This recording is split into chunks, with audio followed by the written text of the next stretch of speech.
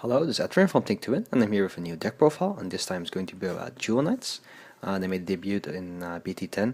I pretty much made the deck because I want to make Ashlei reverse in BT14. Right now the deck isn't as good as it should be. It lacks some consistency, and Salome's 10k, and some other stuff I will talk about. Yeah, so here's the deck profile. Also note that I don't own any Toipagols or Palamides anymore, so I'm not running those in the deck. I would recommend running those, because pretty much hitting 21k of Salome with an extra crit is a bit more dangerous than hitting for 17 or 18 or whatever. That's why I recommend running Toipagol if you have them, but I don't, so that's why there won't be any Toipagols in this deck profile. For the start, I use Dreaming Jewel Knight Tiffany. Its effect is Forerunner. It goes back when you ride another unit upon it. Put this unit in the soul as an act ability, and you can choose 2 other rear guards with Jewel Knight in its name and give those 3k. Basically, if you have a row which is like 21k or 19k, you can use the ability to make the rows 22k or 21k and hit for magic numbers. That's pretty much what this starter does. In a way, it's really plus or minus. It really depends on your opponent's hand. If they can guard everything easily, I won't use it, but if you're going for final turn, this card can be decent. And usually, the main reason I use this card is because Road Paladins don't have that good of starters, and yeah, I'm not running Blaster Blade, so, and you need a Jewel Knight requirement, like the 3 or more other Jewel Knight 3 cards. That's why I'm using this one, so you have one guaranteed one at least. Next, for the great ones, I run 4 perfect cards.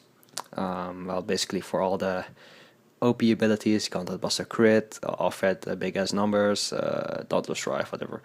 Don't. Run 4 perfect cards. There's not much to say about that. If you want to get critted by Content Buster, be my guest, but I don't suggest getting critted. And then I run 2 Prismy, 4 Rikachu Knight Urian, and 4 Shelly. These are stand-ins because I wanted to have all Jewel Knights great ones. That's pretty much it. And I'll talk about the effects right now. It's like this one: if you have 2 or other more Jewel Knight rear guards, it gains 3k, so basically 10k attacker, but they're based worse because it has the rear guard requirements. So early game you cannot poke with this that easily, but since everybody is running an archetype anyway, it will hit their grade 1 Vanguards. But if you want to rush them at grade 2, it's a lot harder with this card. Basically call this card out with Sybil usually. That's for that card.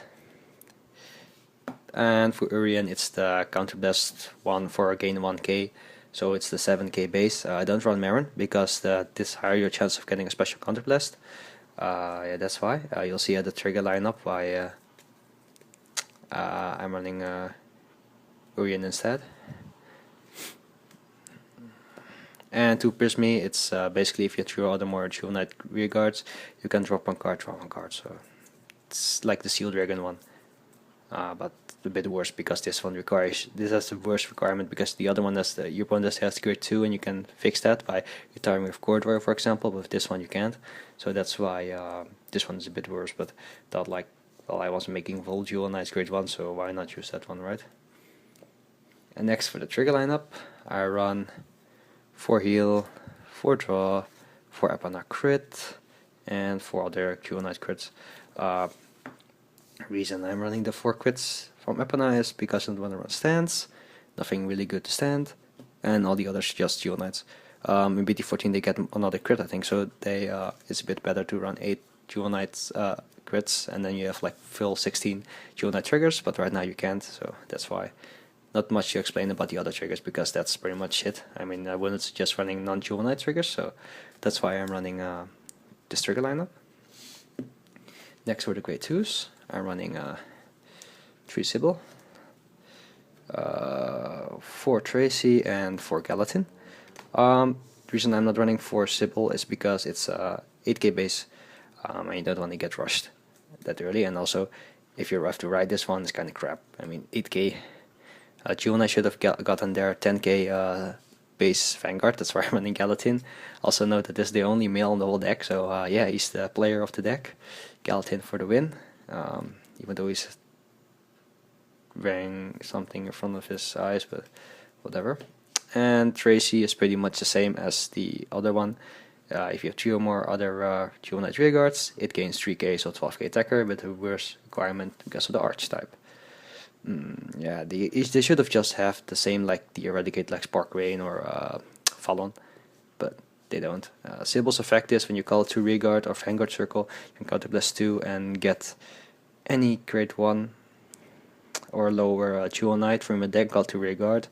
Usually I call this one, then I call the attacker, but that's pretty much it. Also note you can call it everywhere, so like Akane, you can just call it there and then call the attacker there. So if you're rushing at grade 2, you can use this card. And Gelatin because anti Escrat, Fallon, whatever, other 9k annoying thing. So since everybody's running all 9ks, run 10ks. You could run Olwen, like the Jewel Knight from the Rise to World 2 Mega deck, but I don't recommend using that one because it's 8k and it requires you to have more than the opponent.